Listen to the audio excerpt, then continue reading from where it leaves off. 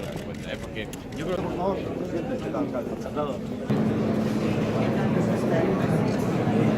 Facilita un acceso exclusivo a la estación de autobuses.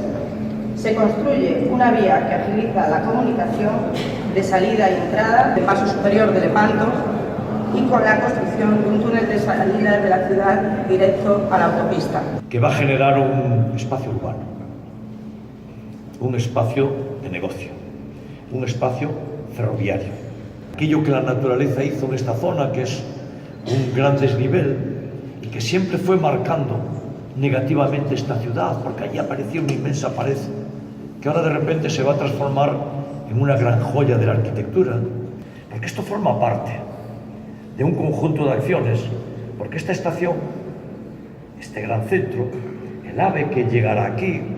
estará conectado con la parte alta de la ciudad por las cintas transportadoras y la humanización de la Gran Vía, porque uniremos esta estación con un ascensor con la parte baja de Vigo, García Barbón, Arenal, y lo uniremos para que Vigo se convierta en una ciudad cada vez más compacta. Traerá máis calidade de vida, traerá máis oportunidades de mobilidade e traerá, sin ninguna dúbida, máis turismo a Rías Baixas e a Ría de Vigo. Me parece clave que esta estación sexa unha estación pasante para realmente considerar a Vigo como a capital da Eurorrexión e para tamén servir os tráficos de mercadorías do Porto de Vigo hacia Portugal e hacia o resto de España.